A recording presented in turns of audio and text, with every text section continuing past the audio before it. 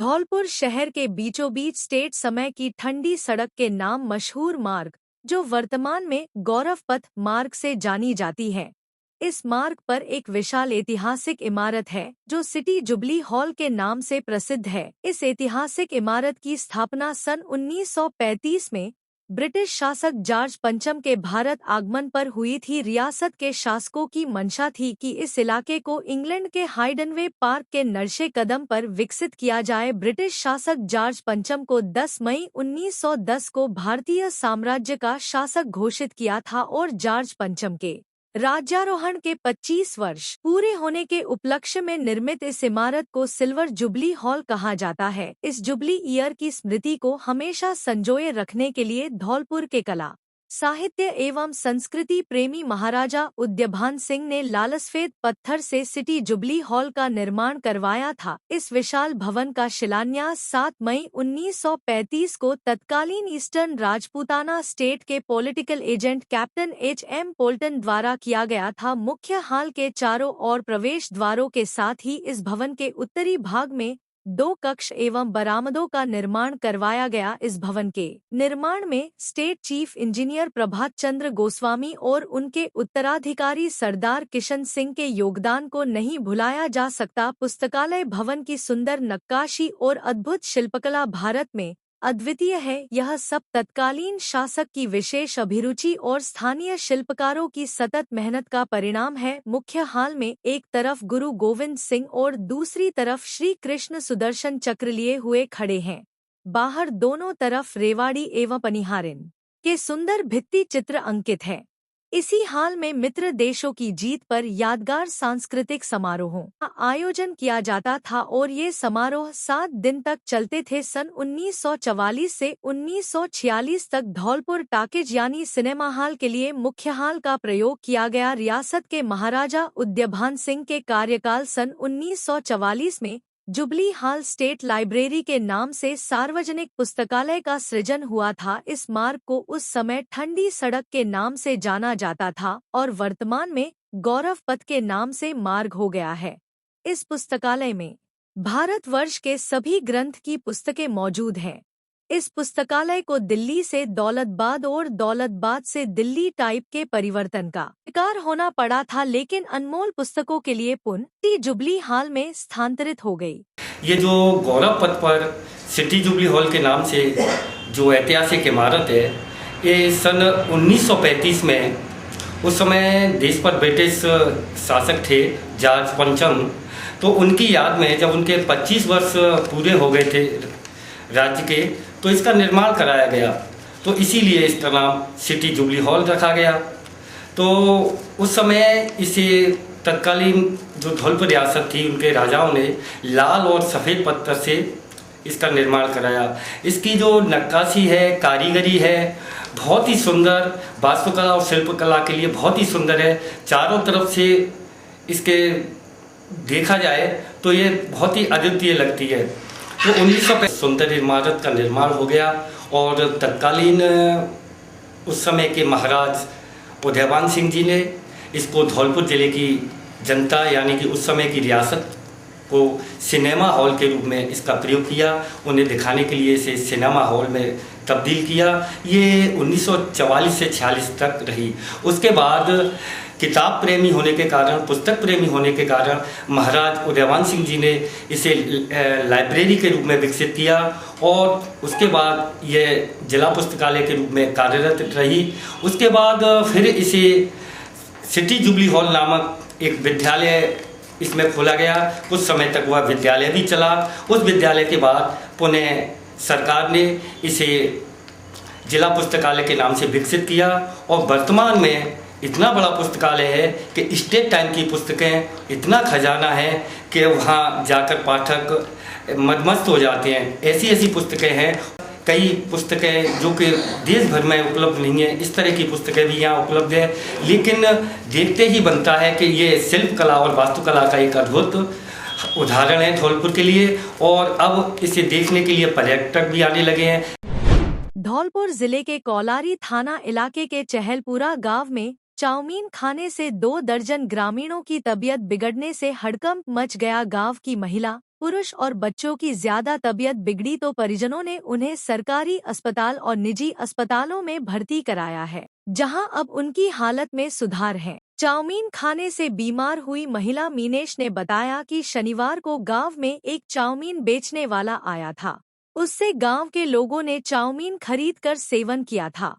Chowmein खाने के करीब 2-3 घंटे बाद पेट में दर्द, उल्टी, दस्त की शिकायत होने लगी। गांव में जिन महिला, पुरुष और बच्चों ने चाउमीन का सेवन किया, उनकी तबीयत बिगड़ गई। इस घटना से गांव में हड़कंप मच गया।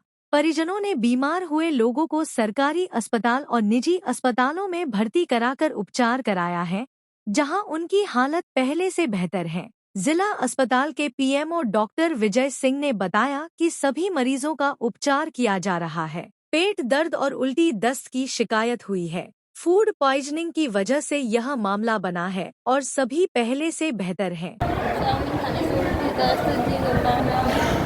गाँव में कोई पुलिस के संगत थी। गाँव में एक ठेला वाला था चाउमीन बेचने वाला, तो लाया तो गांव में तकरीबन बहुत सारे लोगों ने खाई थी। पता नहीं क्या उसमें खा के सब लोगों की तबीयत खराब हो गई। तकरीबन बैठेंगे, एक बसेरी काटा है और गाँव चलपुरा से लेकर तकरीबन बैठेंगे तो 20-22 लोग बैठेंगे। यहाँ पे तकरीबन मेरी फैमिली के कुछ 6 मेम्बर हैं, 3 बच्चे हैं और मैं, मेरी वाइफ है। फिर लोग सैंपू में कुछ लोग यहाँ आ गए। हमारी फैमिली के 4 मेम्बर लोग यहाँ रहते। संसार में सिर्फ माँ ही होती है जो अपने बच्चों की देखभाल करती। जब कोई बच्चों को चोट पहुंचाता है तो सबसे पहले माँ ही अपने बच्चों को बचाने पहुंचती है।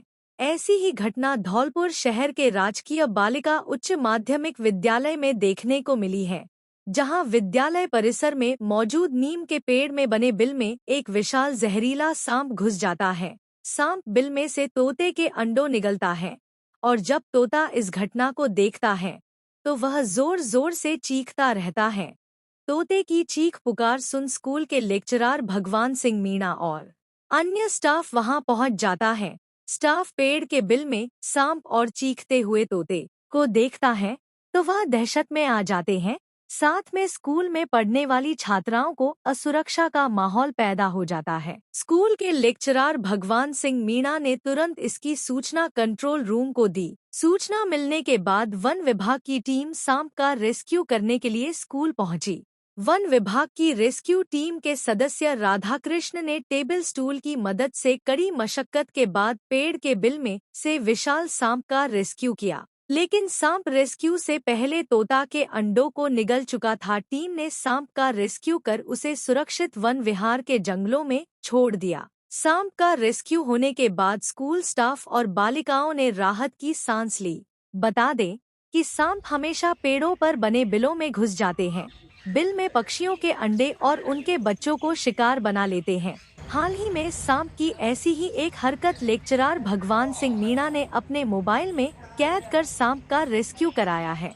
हमारे विद्यालय में इससे पहले भी कई बार सांप निकले हैं, लेकिन ये सांप अलग ही प्रकार का था।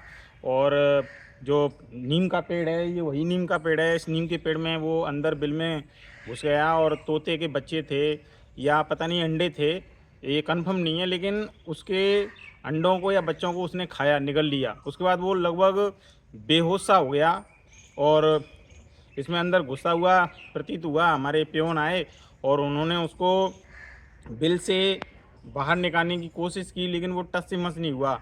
काफ़ी असुरक्षा का माहौल क्रिएट हुआ। उन्होंने सूचना दी और इस पर वन विभाग की टीम को सूचना दी गई। श्रीमान जिला कलेक्टर महोदय के निर्देशन में जिले में आपदा राहत और गर्मी के मौसम को ध्यान में रखते हुए बाल विवाह की रोकथाम के लिए और विभिन्न प्रकार की जो भी आपदाएं जिले में आती हैं उनकी समस्या के निराकरण के लिए कंट्रोल रूम बनाया गया है। 05642 इस नंबर पर सूचना देकर के और हम लोग जो है कई प्रकार की राहत प्राप्त कर सकते हैं। तो उस पर सूचना दी, तुरंत वन विभाग की टीम फॉरेस्टर साहब के निर्देशन में यहाँ पे पहुँची। उन्होंने बड़े आसानी के साथ में बहुत ही कम समय में उस सांप को रेस्क्यू किया और अब हमारे विद्यालय में जो बच्चियाँ हैं, विशेषकर जो असुरक्षित महसूस करती थीं, कई बार उस सांप को घूमते हुए देखा गया। अब राहत की सांस ली है सभी ने। और मैं आमजन से यही कहना चाहूँगा कि हम जब भी किसी इस प्रकार के बेजुबान जानवर को देखते हैं इस प्रकार के सांप को देखते हैं तो हम वन विभाग को ज़रूर सूचित करें, उसको मारें नहीं, क्योंकि मारना कोई निश्चित जो है उसका निराकरण या उपाय नहीं है। जीव हत्या करना पाप है, तो हम वन विभाग को जो है सूचना दें और राहत पाएँ। आप मेरे जस्ट पीछे जो पेड़ का कोटर दिख रहा है, उसमें कल गुड फ्राइडे के दिन छुट्टी के दिवस पे तोते का ये कोटर एक काला रेटल स्नेक जो 3 से 4 फीट लंबा था, इस कोटर में तोते के अंडों को खाने के लिए घुस गया। छुट्टी का दिन था, हमारे जो सहायक यहाँ पे लगे हुए थे उन्होंने तुरंत रिस्पांस देते हुए हमारे उच्च अधिकारियों को सूचना दी। उस टीम में श्री भगवान सिंह मीणा जी, श्री ब्रजेंद्र सिंह जी, उन्होंने तुरंत फॉरेस्ट डिपार्टमेंट से समन्वय स्थापित किया और इस सांप की रेस्क्यू के लिए जो फॉरेस्ट से वन रक्षक और जो भी वनपाल महोदय आए, उन्होंने तुरंत प्रभाव से पूरे प्रोटोकॉल के साथ इस सांप को सुरक्षित रेस्क्यू करवाया और केसरबाग के जंगलों में इस सांप का सुरक्षित रूप से छोड़ा गया। तो जिस तरीके से देखा आता है कि प्रकृति में जो इकोसिस्टम है, एक पक्षी को खाने के लिए दूसरा पक्षी, तीसरा पक्षी इस तरीके से चलता है, तो ये प्रकृति का नियम है। खाद्य श्रृंखला का चक्र चलता रहता है, लेकिन इस सब के बीच हमारा भी जो संवेदना इस विद्यालय की दिखी, उनको बचाने के लिए जो बच्चियाँ असुरक्षित महसूस करती थी उस सांप से, अब वो सांप यहाँ से छोड़ दिया गया है, उसका रेस्क्यू कर दिया गया है। तो मेरी भी आमजनों से अपील है इस यूथ एंड इको क्लब प्रभारी के माध्यम से कि ये सारे जानवर जो किसी न किसी प्रकार से इस पारिस्थितिक श्रृंखला का घटक हैं, उनको किसी भी प्रकार से हानि नहीं पहुंचाई जाए, उनको मारा नहीं जाए, सुरक्षित तरीके से प्रोटोकॉल करते हुए उनका छोड़ा जाए। राजाखेड़ा की मनिया पुलिस ने अवैध चंबल रेता को लेकर की कार्रवाई। प्रतिबंधित चंबल रेता से भरे ट्रक को किया जब्त, चालक गिरफ्तार। रेता के ऊपर गिट्टी डालकर किया जा रहा था परिवहन। धौलपुर जिले की राजाखेड़ा विधानसभा की मनिया थाना पुलिस ने प्रतिबंधित चंबल रेता बजरी परिवहन को लेकर कार्रवाई की है। पुलिस ने मुखबिर की सूचना पर चंबल रेता बजरी से भरे हुए एक ट्रक को जब्त किया है। पुलिस ने इस मामले में वाहन चालक को भी गिरफ्तार किया है।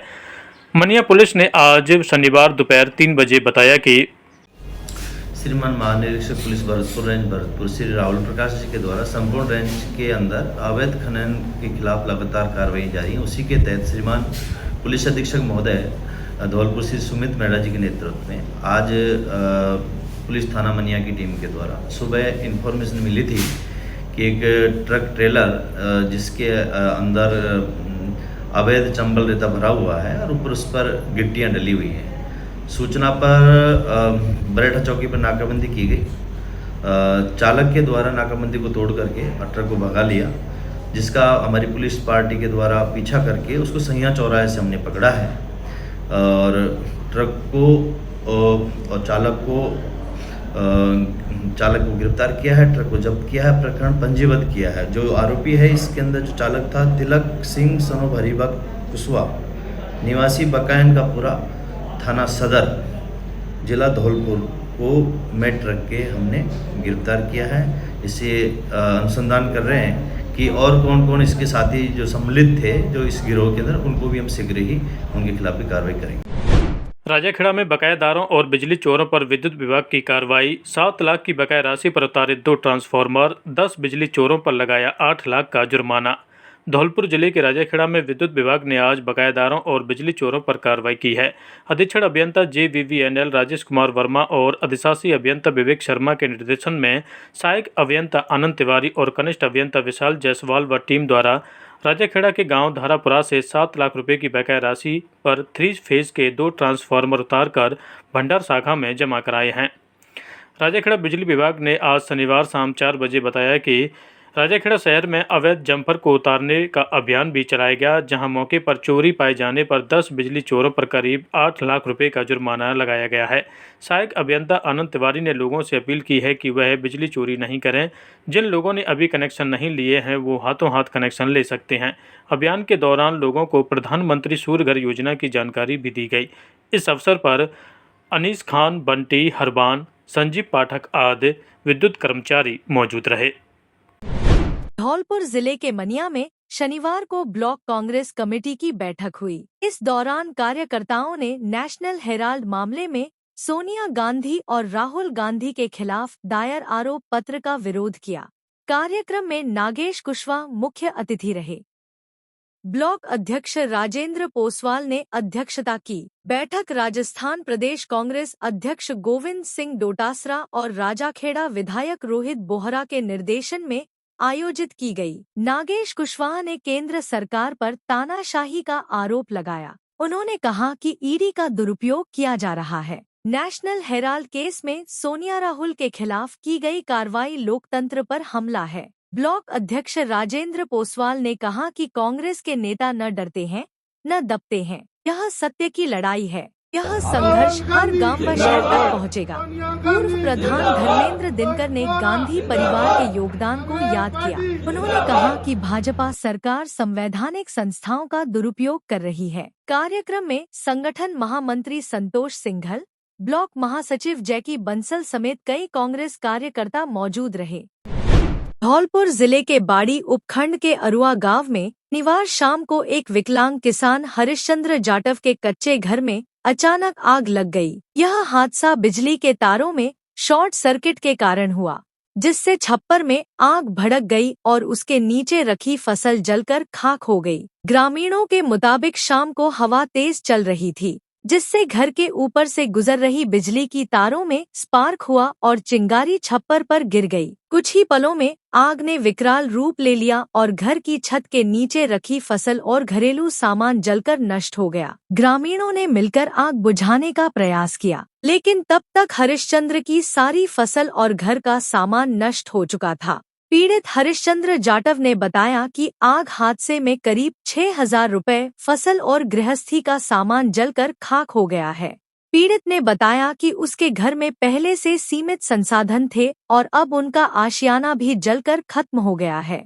पीड़ित ने जिला प्रशासन से आर्थिक सहायता एवं मुआवजे की मांग की है, ताकि उन्हें इस संकट की घड़ी में राहत मिल सके।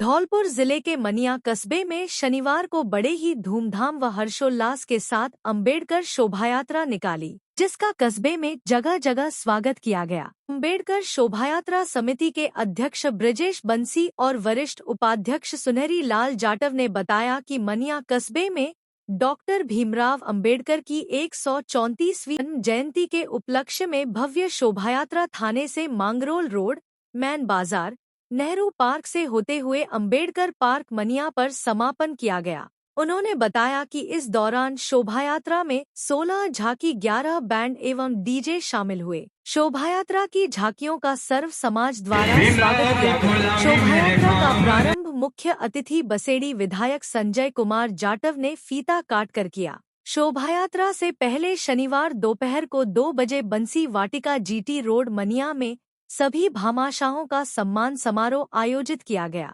सर्व समाज के गणमान्य नागरिकों और मीडिया कर्मियों का शोभायात्रा समिति द्वारा मंच के माध्यम से सम्मान किया गया और शाम 5 बजे शोभायात्रा का शुभारंभ हुआ।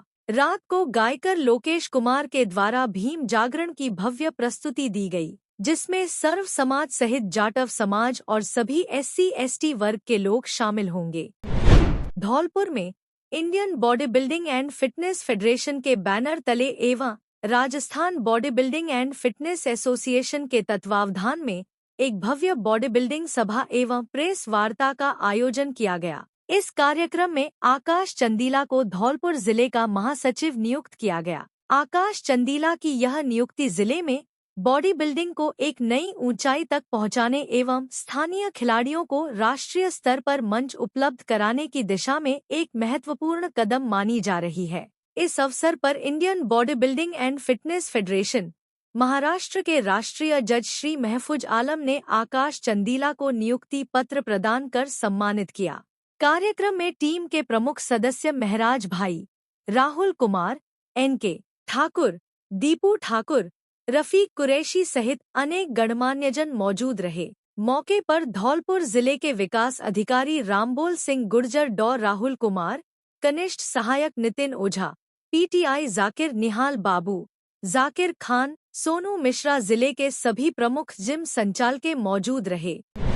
धौलपुर जिला विधिक सेवा प्राधिकरण की सचिव ADJ रेखा यादव ने जिले में पीड़ित महिलाओं की सहायता हेतु महिला अधिकारिता विभाग द्वारा निर्भया योजना के अंतर्गत संचालित सखी वन स्टॉप सेंटर का आकस्मिक निरीक्षण किया। निरीक्षण के दौरान सचिव यादव द्वारा सखी वन स्टॉप सेंटर द्वारा पीड़ित महिलाओं को उपलब्ध कराई जा रही सुविधाओं का जायजा लिया और वन स्टॉप सेंटर द्वारा संधारित रजिस्टरों का अवलोकन किया। वन स्टॉप सेंटर में एक बालिका मिली जिसकी समस्याओं को सुना और मौके पर ही निस्तारण के आदेश दिए गए। गर्मी के मौसम को देखते हुए गर्मी से बचाव आदि की व्यवस्था सुनिश्चित कराए जाने हेतु आवश्यक निर्देश दिए। वन स्टॉप सेंटर में आवासित सभी महिला और बालिकाओं से भी पूछताछ कर व्यवस्थाओं की जानकारी प्राप्त कर व्यवस्थाएं सुनिश्चित कराए जाने के निर्देश दिए। सचिव यादव ने बताया कि सरकार द्वारा प्रत्येक जिले में पीड़ित महिलाओं के विधिक सहायतार्थ एवं उनकी सुरक्षा हेतु सखी वन स्टॉप सेंटर संचालित किए गए हैं। पीड़ित एवं जरूरतमंद महिलाओं को सखी सेंटर द्वारा उपलब्ध कराई जा रही सुविधाओं का लाभ उठाना चाहिए। सखी वन स्टॉप सेंटर के अंतर्गत सभी प्रकार की हिंसा से पीड़ित महिलाओं एवं बालिकाओं को एक ही स्थान पर अस्थायी आश्रय, पुलिस डेस्क, विधिक सहायता, चिकित्सा एवं काउंसलिंग की सुविधा उपलब्ध कराई जाती है।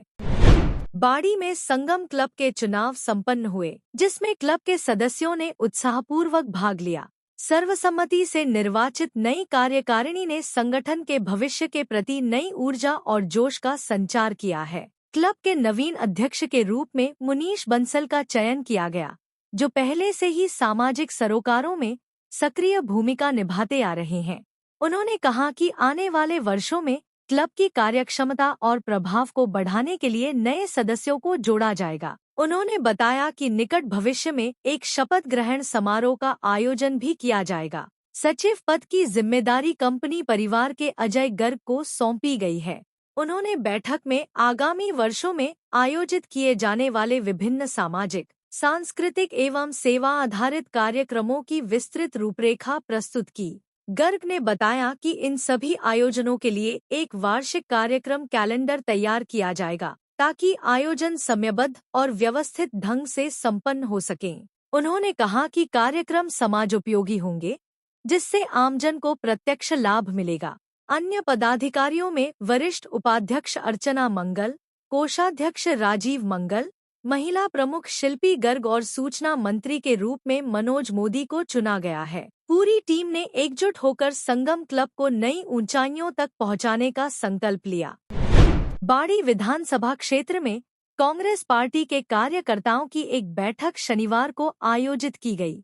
इस बैठक का आयोजन बाड़ी विधानसभा क्षेत्र से रहे पूर्व प्रत्याशी प्रशांत सिंह परमार द्वारा किया गया। बैठक में मंडल अध्यक्ष से लेकर बूथ अध्यक्षों तक के गठन तथा पार्टी को और अधिक मजबूत बनाने को लेकर चर्चा की गई। बैठक में धौलपुर पंचायत समिति के प्रधान रामहित कुशवाहा, बाड़ी ब्लॉक अध्यक्ष रामेंद्र मीना, सैंपो अध्यक्ष पुष्पेंद्र कुशवाहा, सरपंच धर्मेंद्र सिंह परमार, केशव मीणा, अनिल अरेला, कांग्रेस से जुड़े अभिषेक यादव, वेद प्रकाश गुर्जर, योगेश अग्रवाल, नईम खान, महादेव मीणा, ऋषि पाल गुर्जर, प्रेम सिंह कुशवाहा, राजेश कुशवाहा, कृष्ण परमार सहित कई प्रमुख कार्यकर्ता उपस्थित रहे।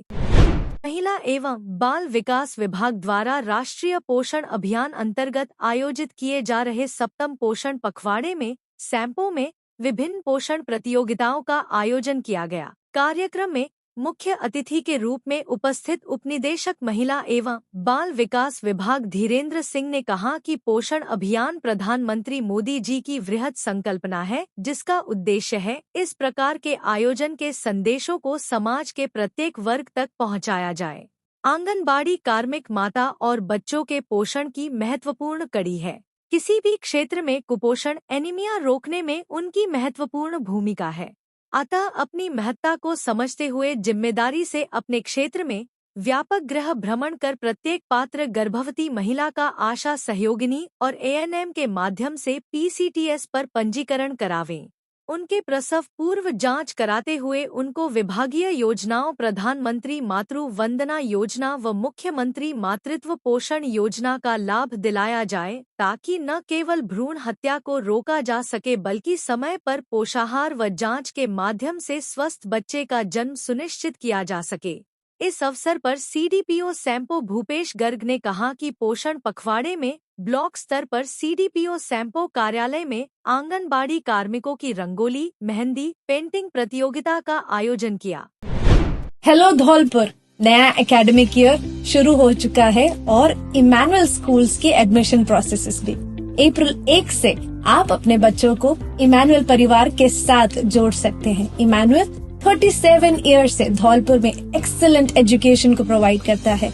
हम न ही केवल एकेडमिक एक्सेलेंस को देखते हैं, पर हॉलिस्टिक और ओवरऑल डेवलपमेंट में बच्चों को, आपके बच्चों को बेस्ट तरीके से नर्चर करने की कोशिश करते हैं। Extra curricular activities, faculties, state of art facilities such as libraries, best classroom, smart TVs, auditoriums etcetera हमारे करिकुलम में इंक्लूड होता है। इसमें हम स्पोर्ट्स और अन्य चीजों को भी हम प्रायोरिटाइज करते हैं। यस, आपने सुना ही होगा कि एकेडमिक्स में हमारा स्कूल काफी ज्यादा आपके बच्चों पे ध्यान देता है। साथ ही में हम बाकी सभी क्वालिटीज को नर्चर करने की कोशिश करते हैं। साथ ही में मॉरल एजुकेशन, जो हमारा मेन मोटिव है कि इमैनुअल मिशन स्कूल हमेशा एक गुड सिटीजन्स को तैयार करे, हम उन सारे बातों को भी ध्यान में रखते हैं। मैं आप सबका स्वागत करती हूँ इमैनुअल मिशन स्कूल में। अधिक जानकारी के लिए नीचे दिए गए नंबर पर आप कांटेक्ट कर सकते हैं, या फिर अपॉइंटमेंट्स के लिए आप सुबह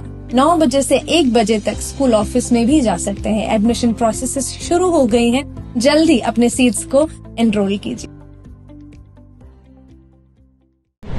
कॉलेज शिक्षा विभाग धौलपुर में कार्यरत देवेंद्र सिंह कश्यप ने अतिरिक्त प्रशासनिक अधिकारी के पद पर आयुक्त कॉलेज शिक्षा जयपुर से देर रात पदस्थापन आदेश जारी होने पर आज राजकीय महाविद्यालय धौलपुर में अतिरिक्त निजी सचिव के रिक्त पद के विरुद्ध कार्यभार ग्रहण किया है। गौरतलब है कि कश्यप के पदोन्नति आदेश राजकीय महाविद्यालय धौलपुर में प्राप्त होने पर आज कार्यग्रहण महाविद्यालय के प्राचार्य गिरिराज सिंह मीना ने कराया है।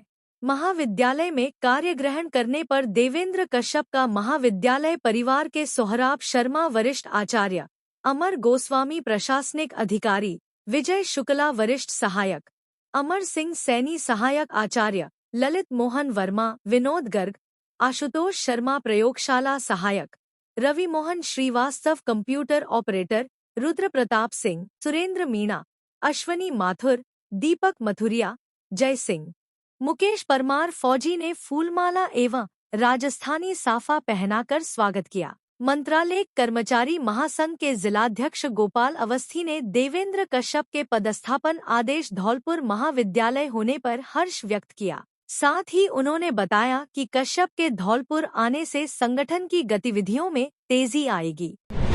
पंडित उमादत्त पब्लिक स्कूल के 2022-23 बैच के छात्र हरिंद्र परमार ने कठोर परिश्रम और दृढ़ संकल्प के बल पर राष्ट्रीय रक्षा अकेडमी NDA में ऑल ओवर इंडिया 72वां स्थान प्राप्त कर विद्यालय, अपने माता पिता और जिले का नाम रोशन किया है। हरिंदर, जो कविंदर सिंह कृषक के सुपुत्र, नारायण बिहार कॉलोनी, हुंडावाल रोड, धौलपुर के निवासी हैं। साधारण पारिवारिक पृष्ठभूमि से आने वाले हरिंदर ने असाधारण सफलता प्राप्त कर यह सिद्ध कर दिया है कि संकल्प और परिश्रम के समक्ष कोई भी बाधा बड़ी नहीं होती।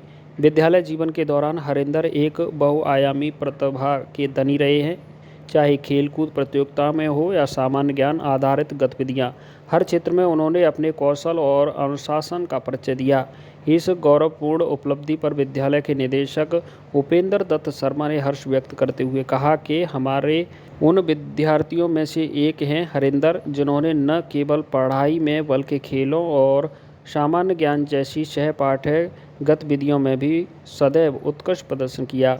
उनका NDA में चयन न सिर्फ हमारे विद्यालय के लिए गौरव की बात है, बल्कि यह पूरे क्षेत्र के युवाओं के लिए एक जीवंत प्रेरणा है कि अगर दृढ़ निश्चय और कठिन परिश्रम हो तो कोई भी सपना पूरा अधूरा नहीं रहता है।